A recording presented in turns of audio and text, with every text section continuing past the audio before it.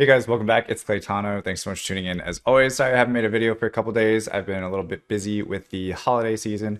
Again, I hope you guys had a great Thanksgiving, Black Friday, Cyber Monday weekend. As a business owner in the retail space, specifically shoes, it is one of the busiest weekends of the year. It actually is the busiest weekend of the year. So appreciate you guys hanging out still and clicking on this video, still letting me know that you guys are here, engaging with the video. Appreciate all the new subscribers and new likes. But today's video is going to be all about the new raid, White Shadow Castle, and basically going over some tips and tricks on how to beat it. My fastest time is 1 minute and 2 seconds, which was the fastest time for a little bit, but then some people came in and got an even faster time. So I just completed my first one, and I wanted to go through basically how to actually like refresh my thoughts on refreshing or recharging your Shadow Castle. And some other things outside of just doing the dungeon itself to make this video a little bit more valuable for you guys as well. So obviously you want to do your raids every single day. If you guys aren't, and if you guys are very, very new, this is how you get to them. You go here, you click on the party dungeon, you click on raid, and then you get to the elite White Shadow Castle, right? So we're here. You can do it once every day. You can do the elite foggy prison once every day. You can do everything once a day. The Elite Foggy Prison has its own set of refreshes and its own set of energy or tickets, if you will. And the White Shadow Castle has its own set of refreshes and tickets as well. So I just use my first one in order to reset it. I go here, I click on recharge entries. It costs 400 crystals to do it again. In my opinion, it's a good use of 400 crystals. However, if you're getting kind of low on them, there are some other things that will probably progress your account farther. However, if gear is something that you really need, refreshing one time to do Elite Shadow Castle is going to give you a much higher chance to get a weapon or an accessory or something that you actually need for your account than, say, refreshing to run Subjugation. Subjugation is the one that gives you different gear, and the raids are by far way better to get gear. And you're going to want to do this, if you can, 3 times a day. You do it once for your normal entry, you recharge a second time, and then you do battle support, which is going to give you 15 tokens, which you can come in here and exchange them in the Shadow Castle exchange shop for potentially a 5-star awakened weapon, accessories, and other things. So these 4-star ones have a chance to be a 5-star. I've already bought one since the raid came out almost a week ago now, and I did not get a 5-star, unfortunately. I got a 4-star or a 5-star 4 awakened light staff, which was kind of cool, but I don't really use the light staff very often. Speaking of light staff and staffs, something very important to consider when going into your first Shadow Castle is your character. If you're an Orbia, you want to make sure that you're using the correct staff. The best staff for Shadow Castle is going to be your Wind staff, and I'll tell you guys why. You have a defense break on your skill 2, and you have a damage dealing up, essentially a branding on your skill 3. So let me just recharge this real quick, and I'll show you guys what I'm talking about. So if you go into manage team and you want to change your staff or your weapon, you can actually just go here. I actually didn't know this for the longest time, but you can go here and you just click on your different staff, and bada bing, bada boom, switches it out, and you're good to go.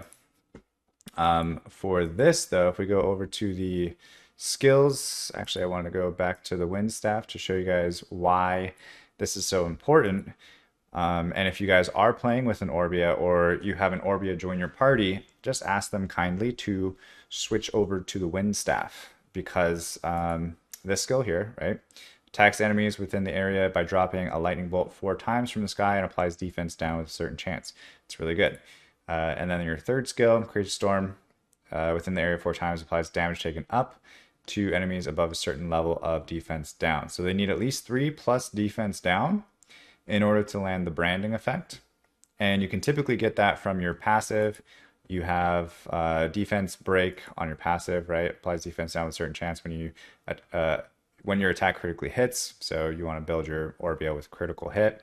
But if you do this successfully, you should be able to get more than 3 stacks of defense down pretty quickly, pretty easily, and then you're going to hit them with the branding. The other option as well, if you guys wanted to, you can actually switch out one of your units for a Helia.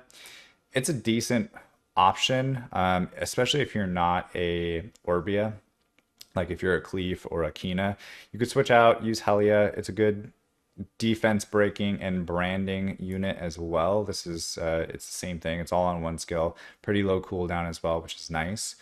However, Helia is a dark 3-star. If you didn't choose her and you maybe chose Tion from your LD selective summon, really those are the only options that you really want to go for. Even if you have one already, and you just want the other one, go with the other one. Like you either get 2 or you go for 1, and then you get like an extra an extra one for the awakening. I still don't have a Tion to this day. I actually chose Helia for my LD selective summon. Just food for thought as well on that end. But Helia is a good option if you don't have your, an Orbia. If you don't have her, then you're going to hope that you don't get kicked out of the party, because for whatever reason, people really want you to have some type of defense break and branding. And a lot of people, I don't know, they still don't understand that your Orbia can do all of that. So again, just food for thought. I'm gonna go ahead and use Lynn because I don't need like an extra defense break and branding. What I actually do is a little bit different, and I think it provides a higher damage output. But let me see if I can get some people into the party here and go over some more of the, I guess, strategy once we get into the actual fight. All right, so I got my team here with me. I got G-Spark, who's in my guild. He's actually running a Dark Staff along with a Helia. So he's actually got a super OP Dark Staff. It's a 5-star, 5 awakened, White Castle Dark Staff. So obviously he's going to want to use that for maximum damage.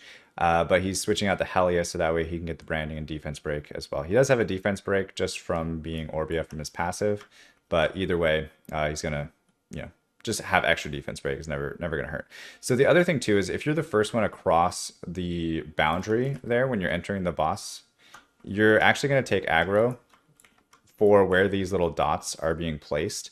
So a lot of the times if you're like a Cleef, you'll just run over to like the other side of the map real quick and just kind of take the aggro away from the center. So that way while people are trying to kill the boss, it's not just like annoyingly right in the middle there. The other thing is when the arms come down, you're going to want to focus them, and not just like focus them by attacking them, but you're actually going to want to like switch your focus from whistle to actually like the target one. It's F2. So that way all of your monsters can all at the same time cohesively kill the arm, because the arm is the most important part of this boss. If you don't kill the arm within a certain amount of time frame, he'll take it back up and then he'll just one-shot you. The mechanics of it are just like you basically do enough damage to kill the arm, otherwise you just will never beat this thing. The other thing too is if you kill it past a certain health bar, it's only going to do the arm like once. There's also times where it won't actually use an arm at all if you do enough damage. So definitely some things to think about, but like the overall strategy is save your skill number 2, which is your defense break for when the arms come down. So that way you can land it, take care of the defense break.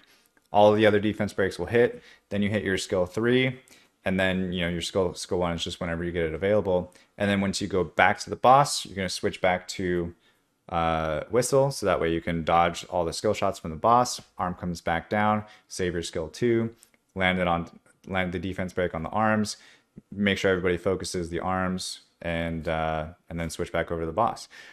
Really, those are the main mechanics. This is actually a pretty easy raid compared to like I would even say Foggy. Foggy's got a little bit more mechanics that go into it now. I did make a video on it previously, but since then there's a lot of other things that kind of are even better practices, especially if you're doing more damage. I might make an updated video on that. If it's something that you guys want to see, drop a comment down below. Otherwise, we'll just keep keeping on with new videos, new content. There's gonna be a new raid in another week or so, so excited about that. If you guys continuously like guides on how to beat certain content, also drop a comment down below of which type of content you want to see guides on specifically, whether it's B10 dungeons. Those are for the most part pretty easy once you get past a certain power level. But other than that, that's pretty much it, guys. Thanks so much for watching. As always, stay soupy, go big potatoes, and see you guys next time. All right, peace.